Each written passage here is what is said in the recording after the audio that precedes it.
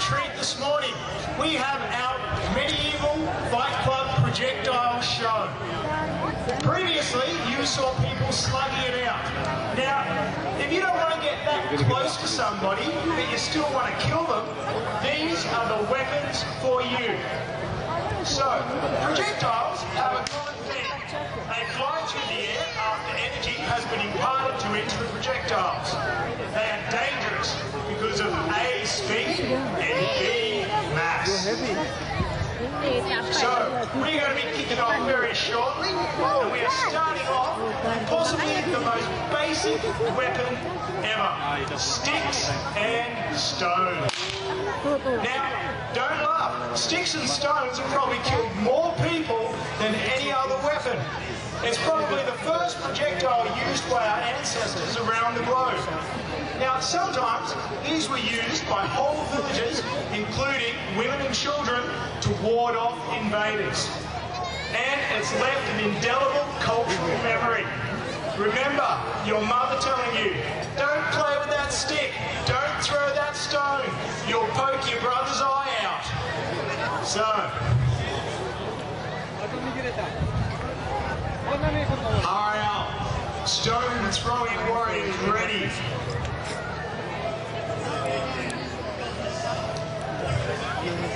Oh, come on. Bit more force, put your shoulder into it.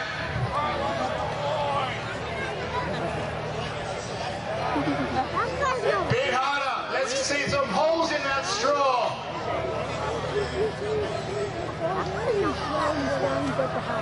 We got one lodged in. That's more like it. Come, let's get behind our stone throwing warriors.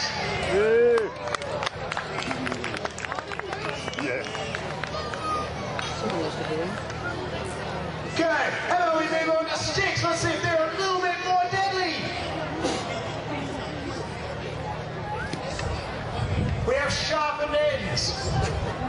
Sharpened through putting them into the fire. Similar to the spears the Aboriginal people used. Okay, our next weapon is a little more impressive. Okay, we started off with sharpened sticks, and now we're going with spears and javelins. Now, they probably would have started off as something like a simple sharpened stick, and then it got modified. Gradually, either fish bones or stones put on the end, eventually to be replaced by metal heads. Over time, the basic design has hardly changed.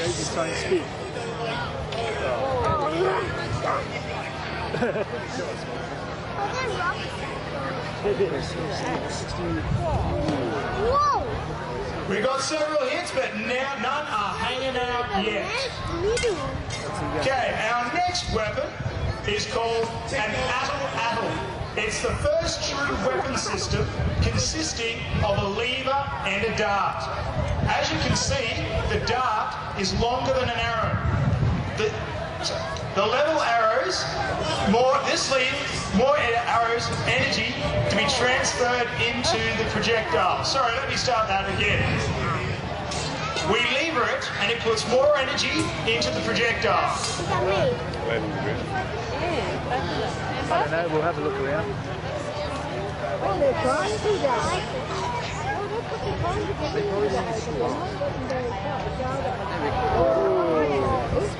It skidded across. Why can't they just charge in and break it? Let's see if we can get one firmly into the straw. How would they? That's take your eye out. Okay, our next weapon is a sling. Now, this is an alternative weapon system that gets its energy from centrifugal force. As it spins, it gets faster and faster, and when released, it snaps out of the cradle and hopefully towards the target. With a little practice, this weapon is fairly accurate, as Goliath found out.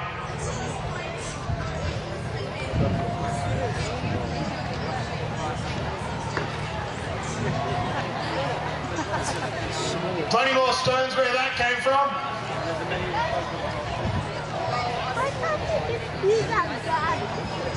Let's get it going. Let's build up some speed.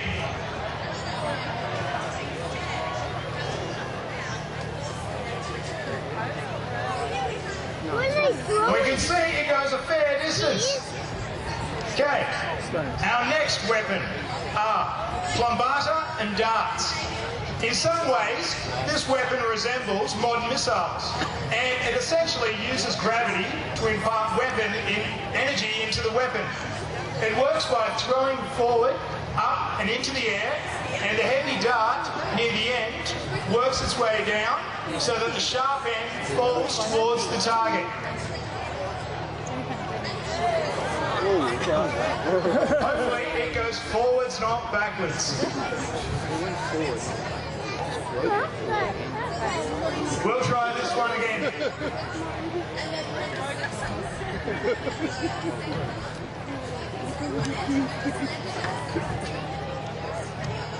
Up it goes and stabs into the ground. Our next weapon are bow and arrow. In this weapon system, energy is stored in the limbs of the bow when the string is drawn back. When released, the limbs snap forward and drag the string and arrow with them.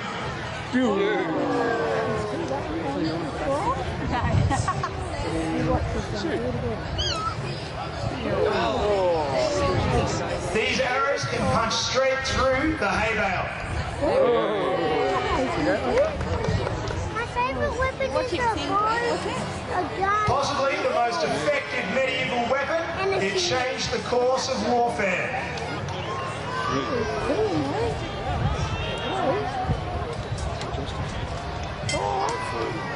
What are they going to use it for? Yeah, they're going up to the... I hope that one's down there. That's where we were before.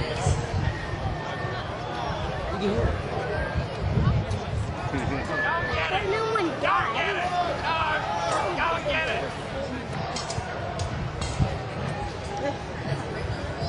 Okay, now we're going to be bringing out the big guns, the Torsen catapult. Originally designed as a siege weapon to throw large rocks at walls with the intention to batter them down. In this system, the energy is stored into the bound rope at the base of the swing arm and is whisked back and usually locked off ready to fire at will. Hurry up, they're attacking! Hurry up! A direct hit on our straw castle. Hurry up! Move it! Another hit. Stop this!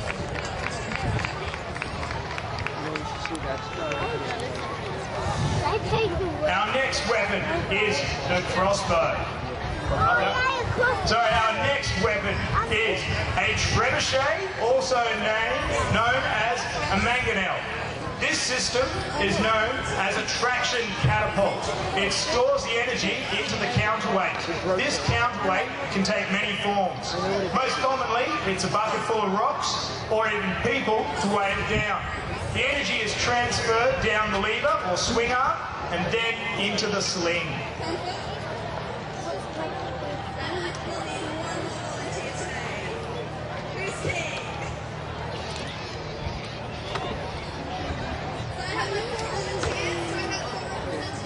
He's about to pull the pin.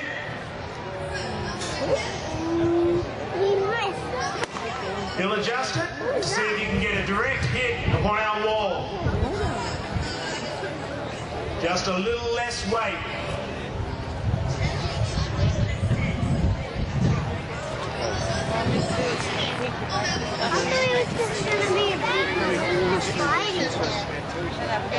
Another overshot. One more.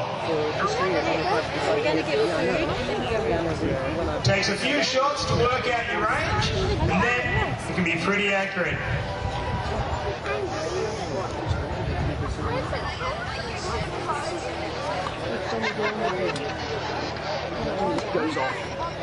The rock is in place. Weights are adjusted. Let's count it in as they pull. 3, 2, 1. Well, you would have got the guy standing on the turret. Okay, that brings us to the range of projectiles that can be considered firearms. The new projectile systems represent a huge jump in technology. In these weapons, the energy is stored chemically in a mixture we commonly call black powder.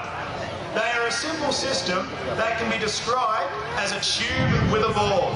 Behind the ball is the black powder that, when ignited, it expands 1,000 times its size. This expansion of gases is what pushes the ball out at a high velocity. Our first weapon is a flintlock musket. It relies on a piece of flint striking a metal plate called a frisson. This creates a spark that drops into a pan. The pan then ignites and should burn through a touch hole into the chamber containing the powder. When this system fails, it is sometimes called a flash in the pan. And this is where we get the saying from.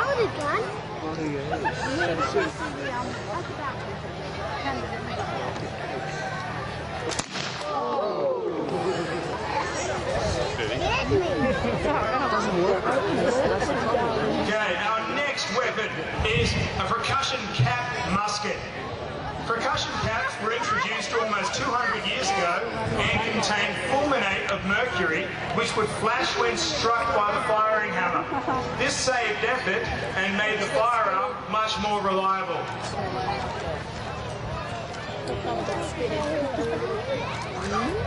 Wait, just a minute.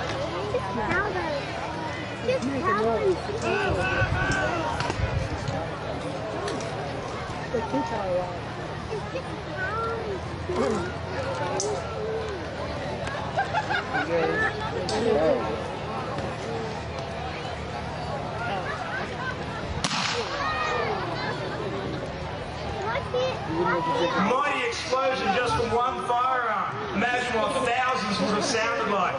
That brings us to our final weapon, the cannon.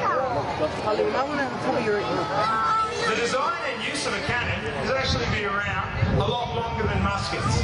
It also evolved from a basic wick into more reliable detonators.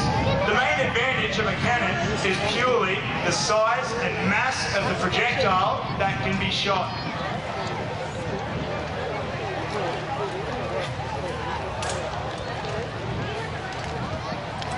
So they have it already loaded. Oh, it's going to make a big bang too. It's just some cold.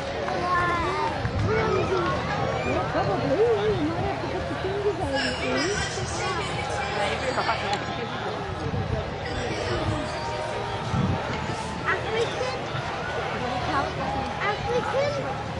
African guy.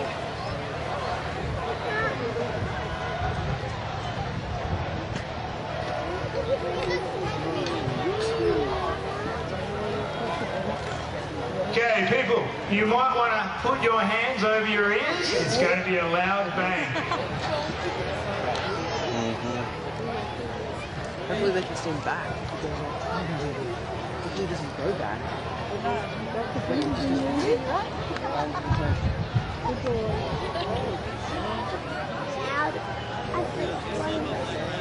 Just because it's good, yeah, just have to actually light, they have to actually put the gunpowder. They have to add the gunpowder and lead, and then the light. See what I mean? The lead. Essentially, it's just like loading a very large gun. It's going to be pulling the cord. Ready? Still missed. Still missed, right?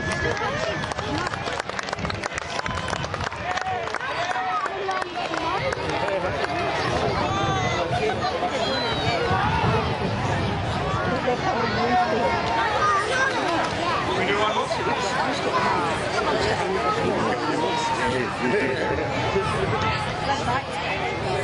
Bang! Yeah, at the far end of the field, I can see an armoured interloper. He's saying that projectile weapons are for pansies. I think we have something to say about that. No, that's your face right. Come on, let's throw some sticks and stones at him. See how tough he is after that. Oh, great. He's full of bravado. Feels like it comes off. Knock him down dead. bow and arrow guy. Wheeler is coming. He's just shrugging them off.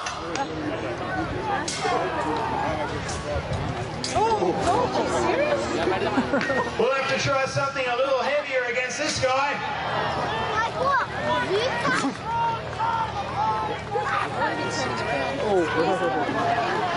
Might get a spear in the butt. No, let's turn this guy to scrap metal. He can't get to it. He's got the padding as well.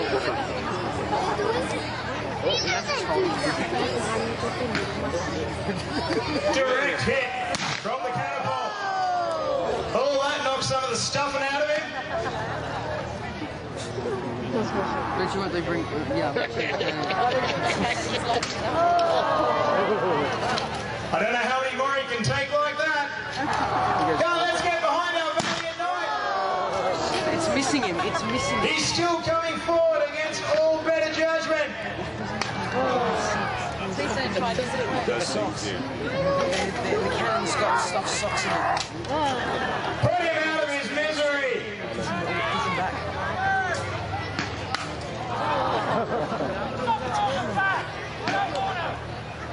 Now they've just annoyed him. You better do something quick because he's getting awfully close. There we go. Ready for the cannon? Here we go, the cannon's going to go. Yes.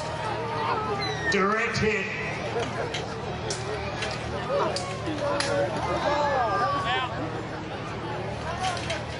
Ready?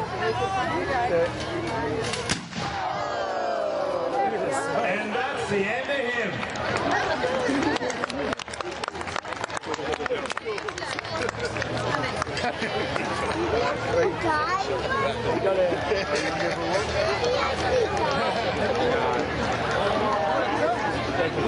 Ladies and gentlemen, this has been the Medieval Fight Club projectile display. We'll be having another show later this afternoon. Can we all have 3 cheers for all of our performers? Hip hip! Hip hip! Hip hip! Yeah, but then they're going to... Ladies and gentlemen, let's give another big round of applause for the Medieval Fight Club projectile display. Now, Medieval Fight Club has a massive display in the black and white tents just at the end of the jousting field, and you're welcome to come and have a look at all of the stuff they've got. Now, for those of you who found yourself a fantastic spot at the jousting field, don't move, because if you like projectile displays, the Society of Creative Anachronisms, the SCA, is about to kick off in just a few short moments with a combat archery display in which they're shooting arrows at people. Following that, they're doing their SCA high medieval tourneys in which they do full speed, full contact rattan weapons. Now, ladies and gentlemen, it is something to see if you've never seen the SCA do their shows, because when you're hitting people full speed, full contact, it does look very spectacular and allows you to hit very hard and very fast. Now, ladies and gentlemen, kicking off at 1 o'clock, so in just a few short minutes, is the Vanguard Medieval Fight. So, correction, we've got the SCA doing their joust, and also we've got the Black Grail Executioners. Now, the Black Grail Executioners are just where I'm pointing over here in the corner of the joust field. They do a fantastic and macabre execution show where they do torturing and disemboweling and hanging. That's a fantastic show if you've never seen it.